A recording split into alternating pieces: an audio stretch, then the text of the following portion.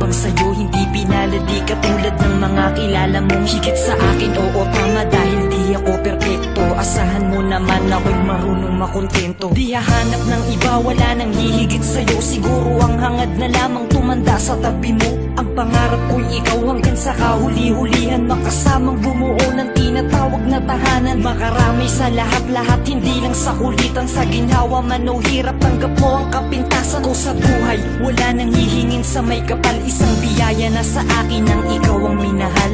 Ikaw ang minahal, ikaw ang minahal.